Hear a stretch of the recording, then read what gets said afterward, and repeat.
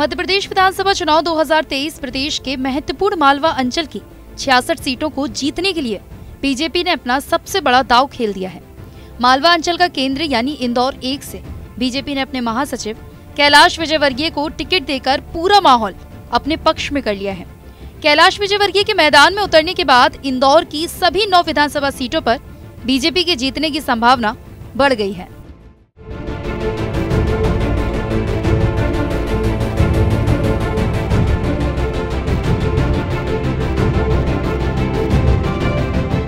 कैलाश विजयवर्गीय इंदौर ही नहीं, मालवा में बीजेपी का इक्के का पत्ता है। बीजेपी ने इंदौर 1 से कैलाश विजयवर्गीय को उतारकर 2023 में एक बार फिर से अपनी सरकार बनाने की संभावना को मजबूत कर लिया है। बीजेपी के राष्ट्रीय महासचिव बनने के बाद कैलाश विजयवर्गीय पहली बार विधानसभा चुनाव लड़ने जा रहे हैं। अब तक वो 6 बार विधायक चुने जा चुके हैं। एक नजर डालते हैं कैलाश विजयवर्गीय के राजनीतिक सफर पर। कैलाश विजयवर्गीय ने अपने राजनीतिक पारी की शुरुआत 1975 में एबीवीपी से की थी। 1983 में इंदौर के स्थानीय निकाय के चुनाव में वो पहली बार पार्षद चुने गए थे।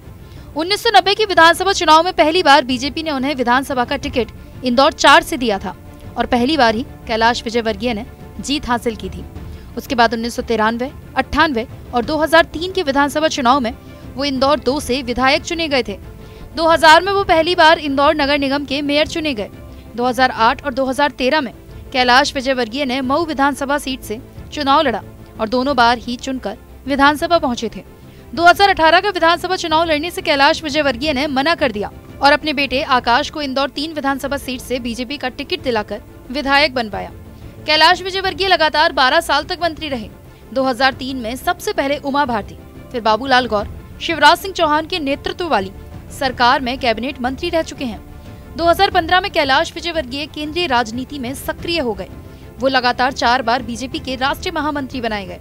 वो 2015 में पश्चिम बंगाल के प्रभारी का दायित्व भी संभाल चुके हैं और हरियाणा विधानसभा चुनाव में इलेक्शन कैंपेन कमेटी के चेयरमैन भी रह चुके हैं।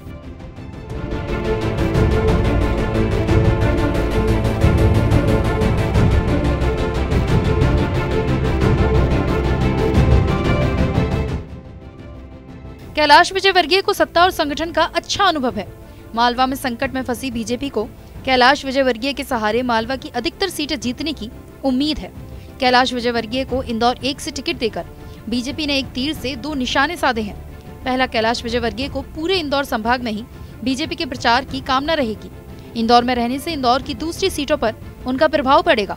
साथ ही समय समय पर मालवा की दूसरी सीटों के लिए उनका प्रचार करना आसान होगा, जिसका फायदा बीजेपी को मिलता दिख रहा है। हालांकि कैलाश विजयवर्गीय को उनको टिकट देने पर थोड़ा सा आश्चर्य जरूर हुआ है।